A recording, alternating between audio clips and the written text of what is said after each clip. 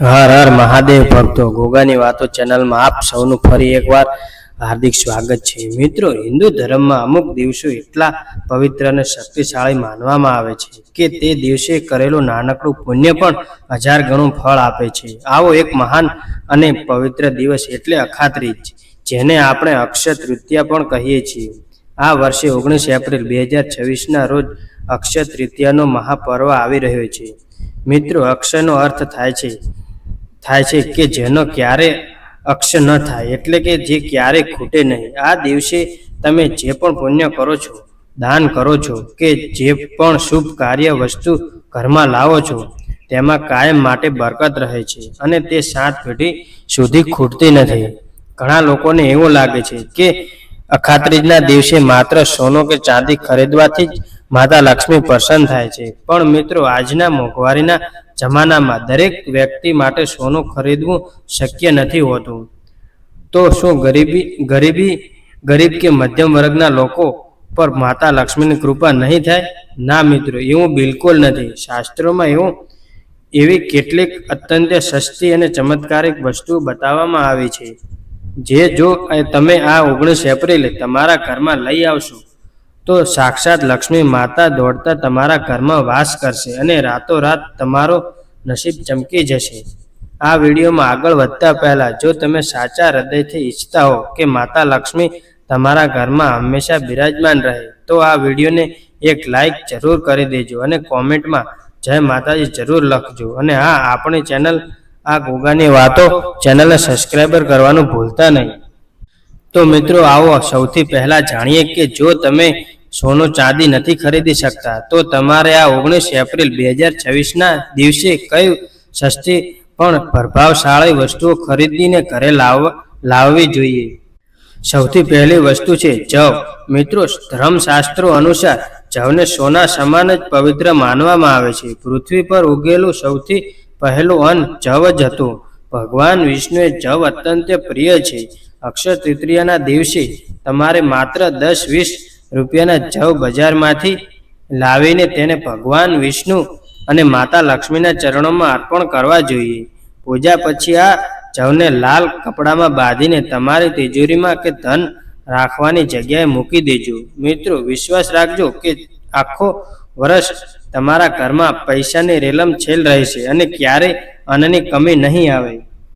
બીજી વસ્તુ છે પીળી કોળીઓ અને ગોમતી ચક્ર. મિત્રો, સમુદ્ર મંથન વખતે માતા લક્ષ્મીની સાથે આ કોળીઓ પણ પ્રગટ થઈ હતી. આથી માતા લક્ષ્મીને પીળી કોળીઓ ખૂબ જ પ્રિય છે. અક્ષય તૃતીયાના દિવસે 5 કે 11 પીળી કોળીઓ અને ગોમતી ચક્ર લાવીને લક્ષ્મી પૂજામાં મૂકો અને પછી તેને તિજોરીમાં સ્થાપિત કરો. આ વસ્તુઓ ચુંબકની જેમ પૈસાને ખેંચી લાવશે. ત્રીજી અને સૌથી સરળ વસ્તુ છે માટીનો ઘડો, એટલે કે માટલું. મિત્રો, ગરમીની શરૂઆત થઈ ગઈ છે અને વૈશાખ મહિનામાં જળદાનનું સૌથી મોટું મહત્વ છે.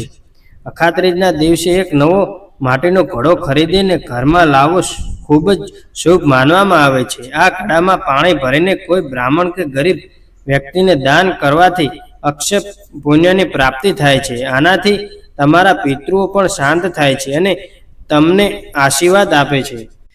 હવે મિત્રો, આપણે જાણીએ કે અક્ષય તૃતીયાના પવિત્ર દિવસે તમારે એવી કઈ ભૂલો છે જે ભૂલથી પણ ન કરવી જોઈએ, નહીંતર સાક્ષાત આવેલી લક્ષ્મી પાછી જતી રહેશે અને ઘરમાં દરિદ્રતાનો વાસ થશે. 1. ગંદકી ન કરવી. આ દિવસે તમારે તમારા ઘરમાં જરાય પણ ગંદકી ન રાખવી જોઈએ.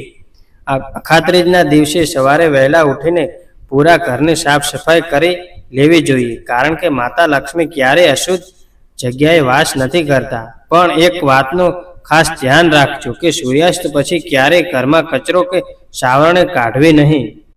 2. ઉધાર ન આપવું. મિત્રો, આજના દિવસે તમારે કોઈ પણ વ્યક્તિને ઉધાર પૈસા ન આપવા જોઈએ અને કોઈની પાસેથી ઉધાર લેવા પણ ન જોઈએ. જો તમે આજના દિવસે ઉધાર આપશો તો સમજી લેજો કે તમે તમારી બરકત અને લક્ષ્મી બીજાને આપી રહ્યા છો. 3. તામસિક ભોજનનો ત્યાગ. એકાદશીના જેમ અખાત્રીજના દિવસે પણ તમારે લસણ, ડુંગળી, માંસ, મંજીરા કે કોઈ પણ તામસિક ભોજનનું સેવન બિલકુલ ન કરવું જોઈએ. ઘરમાં સંપૂર્ણ શાંતિ અને પવિત્રતા જાળવી રાખવી. 4. સ્ત્રીઓનું સન્માન. પતિ પત્નીઓ આજે ઝઘડા ન કરવા અને ઘરના વડીલોનું સ્ત્રીઓનું અપમાન તો ભૂલથી પણ ન કરવું, કારણ કે જ્યાં સ્ત્રીનું અપમાન નથી થતું ત્યાં લક્ષ્મી ક્યારેય નથી ટકતી અને એ ઘર બરબાદ થઈ જાય છે. 5. ખાલી હાથે ન વાળવા.